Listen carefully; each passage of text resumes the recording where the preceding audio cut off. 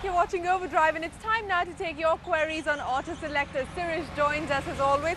Sirish, I thought you were out testing a new car, but that looks like the old Toyota Camry. Well, you're right, Shireen. This is the same old Toyota Camry, but this is not the same old Toyota Camry. This is the new 2009 Toyota Camry. So what's changed about it?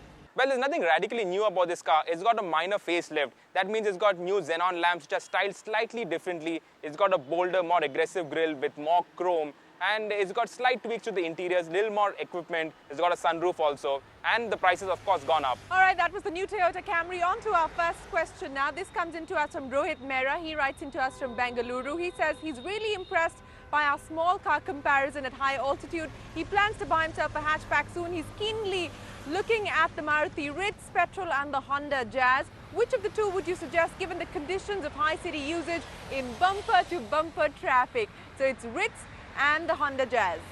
See, it all depends on affordability. If you can afford the Jazz, and the Jazz is expensive, there are no two ways about it. But if you can afford the Jazz, that is excellent. It's got a very good engine. It's got only a 1.2-litre petrol, but that performance is more than adequate. It's got excellent fuel efficiency, excellent refinement. But if your affordability is an issue, then the Ritz Petrol is also a very good car. It's got a new 1.2-litre K-Series engine, which is good on performance, good on refinement, good on fuel efficiency. It's also very environmentally friendly. It meets BS4 emission norms. So that is a good option in that segment. But if you can afford it, the Jazz is king. All right, Sirish, the next question comes into us from your city, from Pune. Shahnaz Sheikh writes in saying she's a housewife. She's looking to buy herself an electric scooter, but she's confused given the number of choices available in the market. She says, going by your electric scooter comparison test in 2008, she wants to know, is the TVS Scooty Electric still the best buy, or should she consider other options as well? See, like you must have read in the test, the Scooty Electric is the best bet in that segment.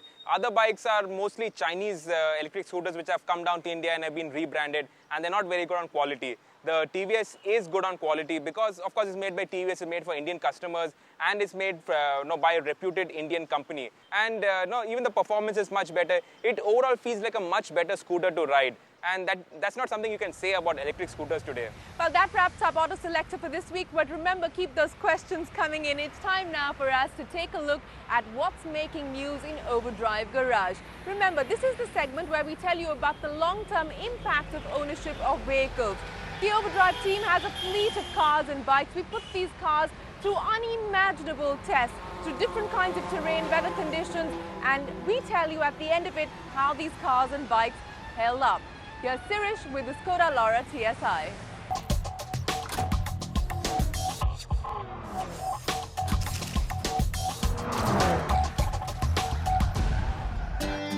With cost of petrol shooting up by a further 4 rupees, is it time to finally close the chapter on petrols and resign ourselves to diesels?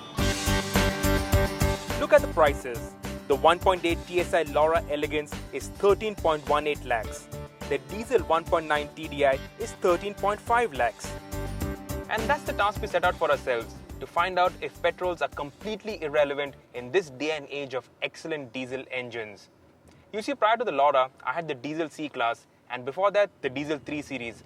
And neither left me wanting for performance.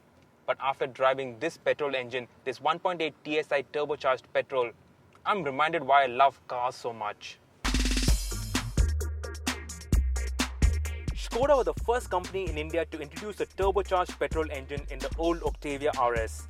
And with the new Laura 1.8 TSI, they have outdone themselves. It's got so much power that traction control is standard, lest you smoke those front tires into oblivion. If there is one thing I don't like about the new Laura, is the facelifted nose. I said it in the road test and I'm saying it again. I do not like the styling update that the Laura has been given. In fact, the old Laura looks far better. This facelifted Laura also gets updated interiors. It's now finished in dual-tone colors, black and beige, which looks very upmarket and has got very good quality. You get no leather seats, but I think the fabric makes more sense in a hot and humid conditions. Now, the main problem with petrol engines, the reason why it isn't as popular as diesels, is fuel consumption. I've had the Laura with me for 2 months now, and last week I took it to Chikmagalur on a long drive. On that long, fast drive, the best she returned was 10 kmpl. In the city, in Pune, she gives around 8.5 kmpl, and when I'm in a wild mood, when I'm caning the engine, it goes down to between 6.5 and 7 kmpl. That's heavy fuel consumption and it costs a lot to run this car.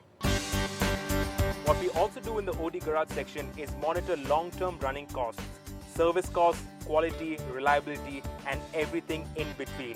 But since the Laura is just 2 months into the fleet, it hasn't required a service till now. What does require looking into is the TSI badge on the boot, of which the eye seems to have mysteriously disappeared.